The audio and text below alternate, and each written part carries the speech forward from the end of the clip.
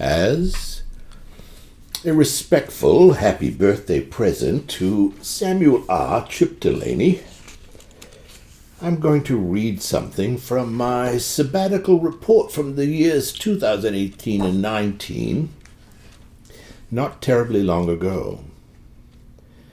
My work in motion pictures is grounded in science fiction. My sabbatical research fell upon a writer most curiously. I stumbled upon once a headline, Racism in Science Fiction. As I pursued it, I found an essay by Samuel R. Delaney. It began with a description of events surrounding the Nebula Awards dinner on April 14, 1968. Delaney won 2 awards, one for a short story and one for the novel The Einstein Intersection. And so I began reading the works of Samuel R. Delaney.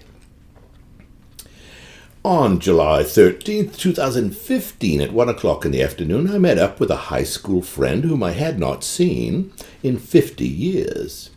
Although I had been able to attend our 50th reunion, my friend Eileen Gunn, who lives on the West Coast, had not been able to. So we had a mini reunion. The curiosity began there. In the course of our afternoon, she asked if I had ever seen any photographs of Samuel R. Delaney. I said that I hadn't.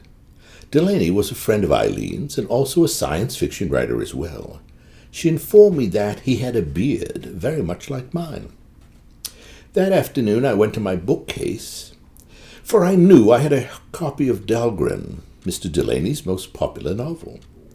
I discovered that on a particular date which I had noted, that I had read 250 pages or so, and then scanned ahead to finish it, all 800 of them. I was nonplussed by the reading experience.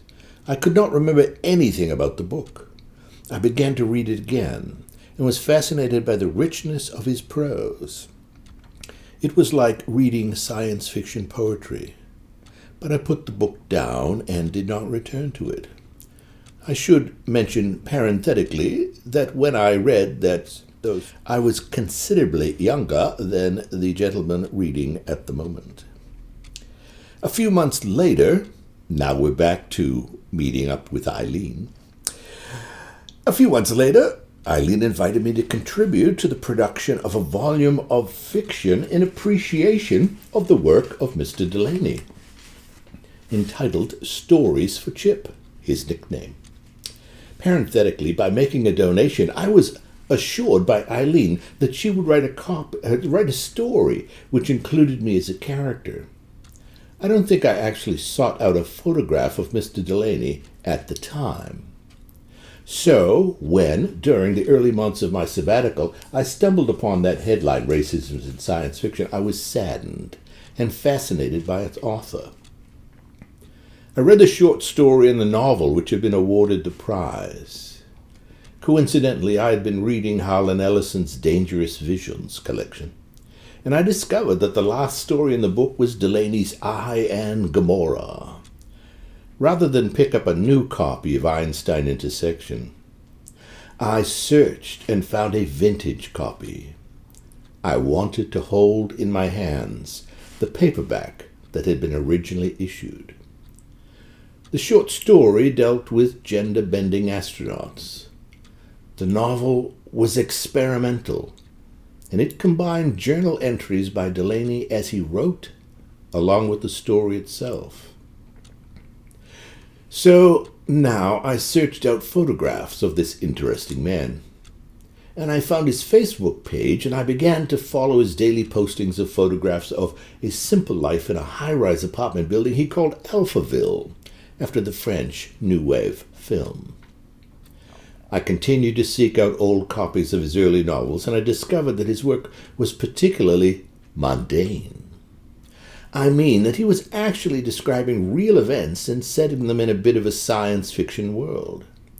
When I began to tackle Dahlgren, again I decided I wanted to assure my financial support of Mr. Delaney, so I bought a new copy, and it was large and had larger type, which was convenient for a 70-something plus, several years plus, old professor with failing eyesight.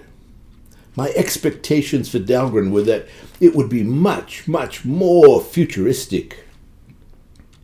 I discovered it certainly sounded like 1960s New York, and later I discovered his revelation, that he based it on his experience in Greenwich Village and the surroundings at the time. As I have been overwhelmed by Philip K. Dick and J.G. Ballard, I was not overwhelmed by the work of Mr. Delaney. He was a fascinating, contemporary man. I was overwhelmed by him. And on the morning of February 7, I saw on my Facebook feed that on that very night he was about to speak at Wellesley College. My night with Samuel Delany. I woke up, and this was either before or after I discovered about the Samuel Delany lecture tonight. At about 4:30 or 5, I found myself awake and pretty much depressed and miserable, as I often feel when I awake. I turned on my phone and I checked the things I look at, Instagram and my mail and Facebook. And on Facebook I saw a post from Samuel Chip, as I should call him, saying, "Tomorrow Bill and I are going to Wellesley College, where I should speak on Afrofuturism." Wow, says Bobby the Late, this is something I must attend. For it has been since August that Samuel Chip, I should call him, has been my fascination. I will go.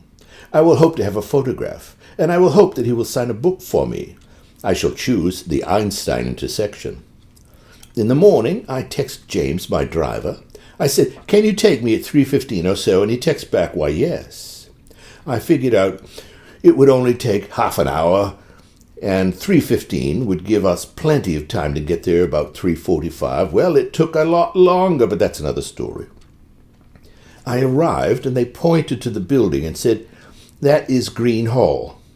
So James left me, and I walked up the handicap ramps, and I got to the door, and I entered, and there was nothing except the African-American department. And there was nobody in the African-American department. And a young woman approached the elevator, and I said, "Do you know where the Samuel Delany lecture is?" And she said, "No." And I said, "What else is up there?" And I pointed up, and she said, "The rest of the Founders Building. Do you want to come with me?" And I said, "No, thank you." So I went back outside, and I asked the next person I saw, "Where is the Green Building?" And she said, "It's over there, or you go to that little walkway, and it's an archway of stone." And I entered it, and I walked a little bit, and then I saw that it was to a large staircase, not very wide, so I started heading up one leg at a time. And there was a woman who had approached from the top and waited for me as I climbed the several stairs, and when I got to the top, she moved past her. I turned to the left and looked up, and there was more stairs which I had to climb. And when I got to the top of those, I looked about, and it was a large quadrangle. I was curious, because I was in the impression that there was going to be an entrance on ground level, and there was not. So I walked to the center door, and there above it, carved in stone, was the word green. So I went in, and I stood there. I looked to the left and I looked to the right, and I could not figure out where I was going, and a woman appeared to head into an office. I said, "Excuse me, please.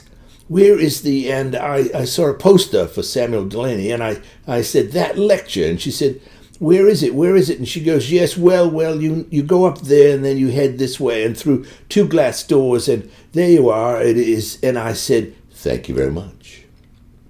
And in and out of the elevator, and I get to the top, and I turned left, and I had entered into the tiny little space with some chairs. There was nobody seated, except there were people around, so that someone said, and I could not see who was saying, "Hello, are you here for the lecture?" And I said, "Yes." And she said, "Sit anywhere you like." And I said, "Thank you." And I headed to the front, and she said, "Except don't sit in the front row." I apologize. I should have said earlier. And I said, "May I sit here?" which is the second row, or to the far left, right next to the space between the chairs in the aisle. But anyway, it had a beautiful view, and I put my coat down. I imagined that the event would be small, and that there would be an intimate setting. And then I also thought perhaps it would be a large auditorium, hoping that I would arrive early in both cases and sit up front. It turned out that it was the first. It was small, and perhaps 50 or 60 chairs were set up. By the time it started, there were several more added to the sides. I was there about 5 o'clock, I believe, and it was set to start at 6.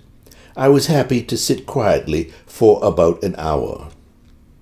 There were 2 chairs set up with microphones, and I took a photograph. The other photograph I had taken was of the entrance to the very medieval passage to the stairway. And he said it was cheerful, and the woman who was running it did an introduction, and he read from his speech seated. Later he apologized for sitting. No need for apologizing, my friend. In essence, he summarized a few works that he found identified as Afrofuturism. Black characters in the future, usually written by white authors. More Than Human, I believe, was the title of one, and of course, The Stars, My Destination, or Tiger Tiger was the other. He primarily summarized the story. I had hoped that he would make several points relative to the good and the bad of the stories. He was satisfied with making subtle innuendos. I guess I might call them that. He mentioned incarceration. I think he mentioned something by Dish, camp concentration. He mentioned Octavia Butler. At the end of his speech, the moderator asked a few questions and asked for questions from the audience, and one person asked something, I forgot what it was, and there was a gap in the silence. A gap of silence. A gap in the silence would be noise, I guess. So anyway, it was a gap in the silence. I should be silent for a moment. So I asked a question about the Nebula Awards. I asked a question. And Chip goes like, well, I would prefer people read what I've written as opposed to me rehashing it. It won't be that so great, you know. Then I said, well, just let me say that I found the article Racism in Science Fiction, and I was particularly interested in Isaac Asimov's comment, and you may, if you like, talk about it, or if you don't worry, don't do it, which he ultimately did, a bit. And then a woman from the back asked a question about racism. And he came back and he said, here's something that was not in that article. And he shared a heartbreaking, traumatic experience he had as a 5-year-old child. He was the tax deduction in a prep school. You get tax deductions for having black children. And so there were 3 in each class. And the teacher in question used to shake the hand of each of the 3 whenever she saw them. Then, so Samuel went home and asked his father why she shook his hand and none of the others. And the nasty, terrible, traumatic experience was when the father got furious and regaled white people and described a gruesome lynching of a relative. And Chip's mother was going like, Sam is probably too young. And then our Chip practically wept in pain at the moment and said, it's still with me. When it was over, I stood up as many others did, and many moved away, and the woman in charge led Samuel and Bill, I should say Chip, down the aisle, and as they passed me, I greeted him, and I shook his hand, and I said, I'm a friend of Eileen Gunn, Bob White. And he said, oh, you said you were coming tonight on Facebook. And I said, yes. And I said, could I have a photo? And the woman behind was going, he's been very busy, and he's tired. He's been very busy for us today. Could you wait, And Samuel, Chip, said we could take a picture. And so I gave my camera to Bill, who took a picture. And then Chip gave his camera to Bill. And I said, I'll be shorter this time. And I crunched down a little bit. And we had our picture taken. And then I pulled out my book, and she said, no signings. Now, he's worked very hard for us. Oh, he'll be back later. He will be back. And so I stepped away and allowed them to move by. And I lingered, and she took him into her office and settled him a bit. He came out of her office, but in a bit he was eating, and in a bit I found myself next to Bill, and I said, I feel like I've been stalking you. I see you on Facebook. And he said he likes his pictures. He was talking about Chip. Chip. And we chatted a bit about where he lived, and the apartment, the neighborhood that he lived. He liked better near the diner, what have you. She came by and said, "We will be off soon to have dinner." I had asked Bill if they would stay, if they were flying back. He said no, they were staying over, so they were going to eat at 7. So I finally held out my book. And he, that being Chip, said, "Would you like me to sign it?" And I said, "Yes, please." I held it up, and while I held it up, he signed it. And I said, "Thank you, and tonight has been absolutely wonderful. Thank you so much." And he said, "If it made you happy, it made me happy," which I felt really good. And at the end I said, "How do I get out of here?" to the young woman who was sitting next to me, and she said, "Well, it's a bit. So I thought that's probably not a good answer. So I approached the woman who was running it, and I said, "How do I get out of here? Is there an elevator down?" "Where are you going?" And I said, "I think the building's called Foundation." And she said, "The Founders Building." She said, "Let me show you the way." And as we headed along and chatted, she saw some students and said, "Can you show this man to the Founders parking lot exit?"